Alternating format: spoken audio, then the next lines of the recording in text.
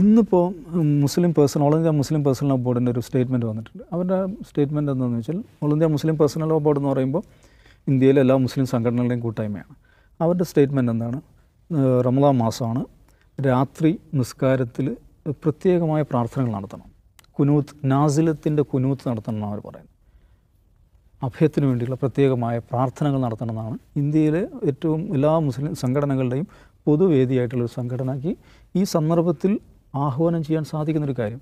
അപ്പോൾ ഒരു തരത്തിലുള്ള എന്താ പറയുക, മരവിപ്പ് ഇതിൻ്റെയൊക്കെ ഈ ധമനികളിലൂടെ ഇങ്ങനെ പ്രവഹിക്കുകയാണ്. ഒരുതരം നിസ്സംഗതയും ഒരുതരം മരവിപ്പും എന്തു ചെയ്യണം എന്നതിനെക്കുറിച്ചിട്ടുള്ള ഒരുതരം സന്നിഗ്ധമായിട്ടുള്ള ഒരു ഘട്ടം. അപ്പോൾ ആ സന്ദർഭത്തിൽ ഒരു SDP എന്ന് പറയുമ്പം അത് കുറച്ച് വോക്കലായിട്ടുള്ളൊരു സംഘടനയാണ്, അസർട്ടീവായിട്ടുള്ള സംഘടന. മാന്യ പ്രേക്ഷകർക്ക് നമസ്കാരം. നിങ്ങൾ കേട്ടില്ലേ എന്ത് തേങ്ങയാണ് ഈ മൗദൂദികളുടെ ചാനലിലൊക്കെ വിളിച്ചു പറഞ്ഞുകൊണ്ടിരിക്കുന്നത്? അവരുടെ അടുപ്പുകൂട്ടി ചർച്ചയിൽ ചെറിയൊരു ഭാഗം അവിടെ കൊടുത്തിട്ടുള്ളത്.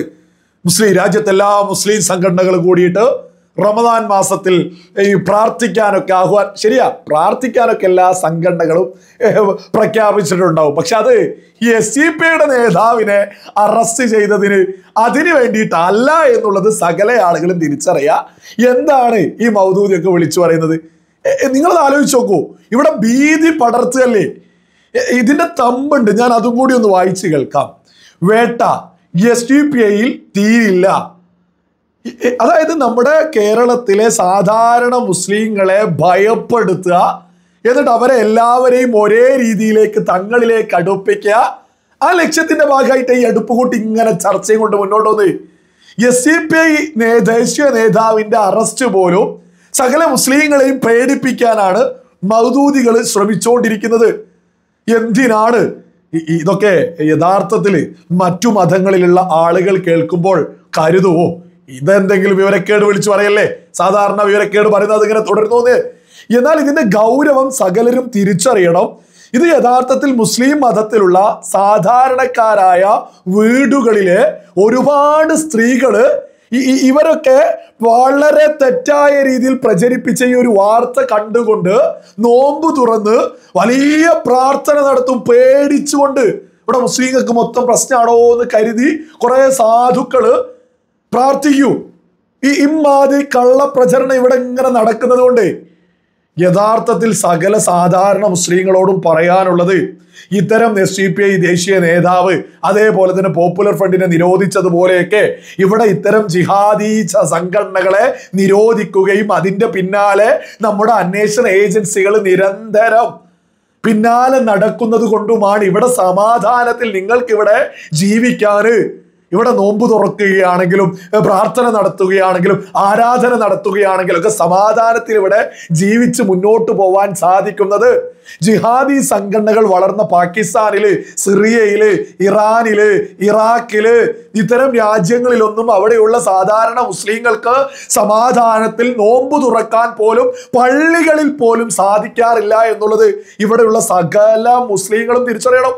ഇത്തരം മൗദൂദികള് ഇത് ഭയപ്പെടുത്തുക എന്നല്ല, ഒന്നാം തരം ഭയപ്പെടുത്തല്.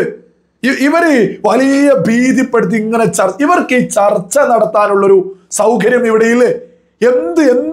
എന്ത് രീതിയിലും ആളുകളെ ഭയപ്പെടുത്താന് ഭരണകൂടത്തിനെതിരെ തോന്നിയത് പറയാൻ പോലും ഇവിടെ സ്വാതന്ത്ര്യമുണ്ട്. ഈ മൗദൂദികൾ പിന്തുണക്കുന്ന ഏതെങ്കിലും ഒരു രാജ്യത്ത് പോയിട്ട് ഇവർ പിന്തുണക്കി, ഇറാന്, ഇറാഖ്, സിറിയ, ഗൾഫ് രാജ്യങ്ങളൊക്കെ പോട്ടെ, ഇറാൻ, ഇറാഖ് ഒക്കെ മാറ്റിവെക്കാം.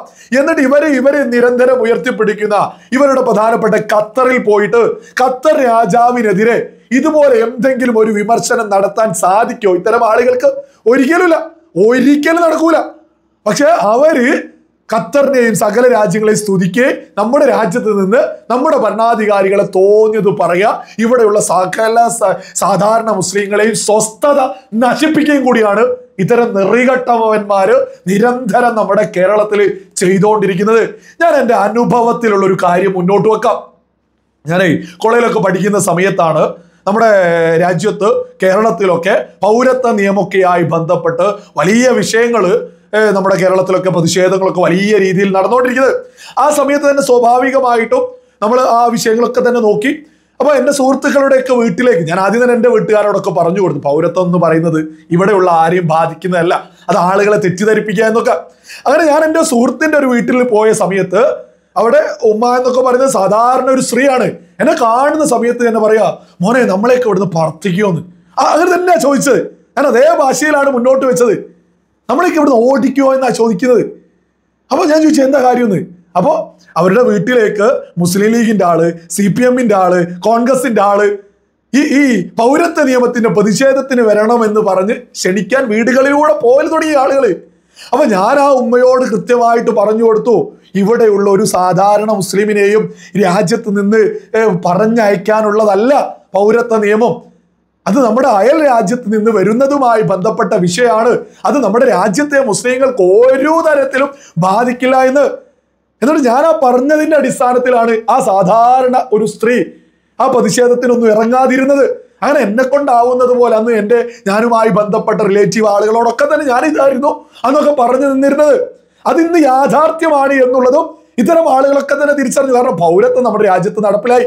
അന്ന് പേടിച്ച് കരഞ്ഞ് പ്രാർത്ഥന നടത്തിയ ഒരുപാട് ആളുകളുണ്ട്. ഒരുപാട് ആളുകൾ പ്രതിഷേധം നടത്തി ഈ ജാതി മൗദൂദികളൊക്കെ തോന്നിയത് വിളിച്ചു പറഞ്ഞ് നമ്മുടെ കേരളത്തിലെ സകല സാധാരണ മുസ്ലിങ്ങളെയും സ്വസ്ഥതയും നശിപ്പിച്ചിരുന്നു. എന്നിട്ട് ഇപ്പോ സകല സാധാരണ മുസ്ലിങ്ങളെ ചിന്തിക്കണം, ഇവിടെ പൗരത്വം നടപ്പിലായില്ലേ, ഏതെങ്കിലും മുസ്ലിമിന് പ്രശ്നമുണ്ടോ? അതേപോലെ തന്നെയാണ് നിങ്ങൾ ഒരു വിഷയം വരുമ്പോൾ ഇവർ കള്ളമല്ലേ ഒരുപാട് കാലമായിട്ട് പ്രചരിപ്പിക്കുന്നത്. നരേന്ദ്രമോദി സർക്കാർ വന്നാൽ മുസ്ലിങ്ങൾക്ക് പ്രശ്നമാണോ എന്ന് 2014 മുതൽ അവരതല്ലേ പറയുന്നത്. എന്നിട്ട് ഇവിടെയുള്ള സാധാരണ മുസ്ലിമിന് എന്തെങ്കിലും പ്രശ്നമുണ്ടോ? അവിടെ പ്രശ്നമുണ്ട്, ഇവിടെ പ്രശ്നമുണ്ട്, ഈ മൗദൂദികളൊന്നും ചർച്ച ചെയ്യുക. ഓരോ മുസൽമാനും സ്വന്തമായിട്ടൊന്ന് ചിന്തിക്കുക, ഈ രാജ്യത്ത് എന്തെങ്കിലും പ്രശ്നമുണ്ടോ എന്നുള്ളത്. ഞാൻ പള്ളിയിൽ പോകുന്നില്ലേ, ഞാൻ ഖബർസ്ഥാനിൽ പോകുന്നില്ലേ, ഞാൻ പ്രാർത്ഥന നടത്തുന്നില്ലേ, ഞാൻ നോമ്പ് തോൽക്കുന്നില്ലേ, ഞാൻ നോമ്പ് തുറക്കുന്നില്ലേ? ഒന്ന് ചിന്തിച്ചാൽ അതിന്റെ ഉത്തരല്ലേ. സകല സമാധാനത്തോടെയല്ലേ നമ്മളിവിടെ ജീവിക്കുന്നത്. എന്നാൽ നിങ്ങൾ പാകിസ്ഥാനിലേക്കൊന്ന് നോക്കണം. മദ്രസയിൽ പൊട്ടിത്തെറിക്കുക, പള്ളിയിൽ പൊട്ടിത്തെറിക്കുക, നോമ്പ് തുറക്കുമ്പോൾ പൊട്ടിത്തെറിക്കുക, ജുമാ നിസ്കരിക്കുമ്പോൾ പൊട്ടിത്തെറിക്കുക. ഇത്തരം പൊട്ടിത്തെറികൾ എന്താ ഉണ്ടാവുന്നത്? ആ രാജ്യത്ത് ജിഹാദ് ഉണ്ടാക്കാൻ നടത്തുന്ന തീവ്രവാദികൾ വളർന്നുകൊണ്ട്. അത്തരം പൊട്ടിത്തെറിക്കൽ ഇല്ലാതിരിക്കാനാണ് നമ്മുടെ രാജ്യത്തെ കേന്ദ്ര അന്വേഷണ ഏജൻസികൾ ഇത്തരം നേതാക്കന്മാരുടെ പിന്നാലെ കൂടിയിട്ടുള്ളത്. ഇത്തരം ആളുകളെ അറസ്റ്റ് ചെയ്താൽ, ഇത്തരം ആളുകളെ ജയിലറകളിൽ അടച്ചാൽ സമാധാനത്തിൽ ഇവിടെ മുസ്ലിങ്ങൾക്ക് ജീവിക്കാൻ സാധിക്കും എന്നുള്ളത് സകല സാധാരണക്കാരായ മുസ്ലിങ്ങളൊന്ന് മനസ്സിലാക്കണം. ഇവിടെ ഇത്തരം ജിഹാദികളെ ശക്തമായിട്ട് എതിർക്കേണ്ടത് സാധാരണ മുസ്ലിങ്ങളാ. പക്ഷെ ഇത്തരം മൗദൂദികൾ ഇങ്ങനെ വിളിച്ചു പറയും, ഫുള്ള് പ്രശ്നമാണോ, ഇവിടെ ഭീതിയാണ്. ഇവർക്കൊന്നും ഒരു നാണവുമില്ലേ? എന്തിനാണ് ഇവര് സമാധാനത്തിൽ ജീവിക്കുന്ന സാധാരണ മുസ്ലിങ്ങളെ ഇങ്ങനെ പേടിപ്പിക്കുന്നത്? ഇവിടെ സകല സ്വാതന്ത്ര്യമുണ്ട്. ഏതൊരാൾക്കും അത് ചിന്തിച്ചാൽ മനസ്സിലാക്കാവുന്നതേ ഉള്ളൂ.